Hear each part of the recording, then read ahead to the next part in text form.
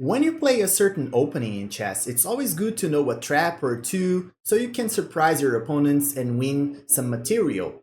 And today I'm going to teach you guys some traps in the Caro-Kann defense so you can use in your games. So if you're a Caro-Kann player, keep your eyes open to these ones. The first trap we're going to take a look today is this one. We start with the starting moves of the Caro-Kann defense. Your opponent will play e4, you play c6, and in this case, they're going to play knight c3, which is not a very common move, but when your opponent plays it, you can always keep your eyes open for this trap. You're going to keep your plan playing d5, taking control of the center and challenging your opponent's pawn. If they play this move, f3, never play f3, follow Ben Finds Gold's golden rule, they are weakening their position a lot. And if you take a look here, this knight can be attacked, so we can push this pawn and attack the knight right away. And that's what we're going to do. We're going to play d4. Knight has to move away. If knight goes to a4, for example, now this knight is lacking squares to go to. This square is taken by the pawn, and this square, this one is not available, also taken by the pawn and the queen. This square is the only one that they have to run away in case we attack this knight. So we want to go here and take this knight. So what we can do is take away this square, and we can find a move to take away this square from the knight. We can simply play, for example, e6 or even e5 here, and both of them are going to work. So let's imagine we play e6 here. We're taking away this square from the knight because the bishop is now controlling it. That's why if you play e5 is going to be the same thing. So now we have taken away this square. If white is not careful and they play a simple move like developing the bishop or the knight here, for example, knight e2, they will fall prey to this move, b5, actually winning a piece here. So in this variation, we win the knight. Knight has no squares to retreat. The right move here to prevent this trap, instead of playing like any other developing move, is to actually play this very unnatural move here, b3, opening up some space for your knight to retreat. So in this case here, white is actually losing the piece in this variation. So this is the first trap. Let's go for the second one.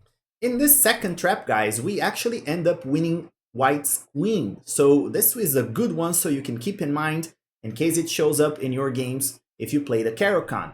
So starts out with e4, you play c6, you follow with your plans. And if your opponent plays this very weak move, d3, then you can play d5 and follow your plan of the Caro-Kann defense.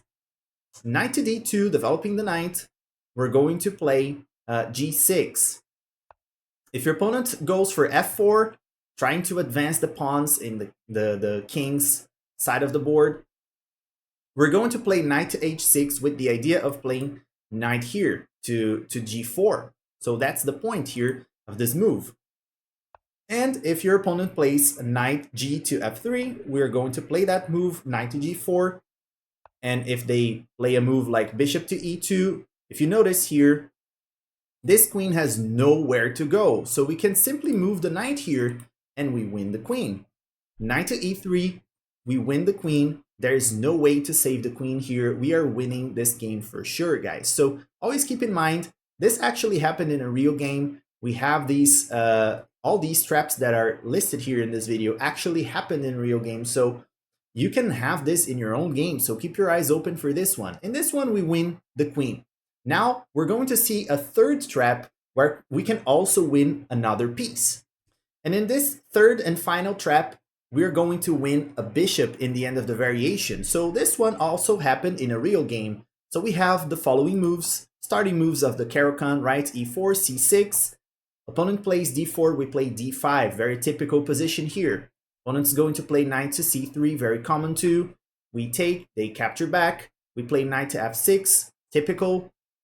They take our knight, we're going to recapture with our e-pawn, e takes f6. They develop the bishop to c4, and we play this very interesting move, queen to e7 check. So opponent has to react. If they block the check with the knight, which is very natural in this position, we have this very, very strong move here, queen to b4 check. Now, there's no way to block this check.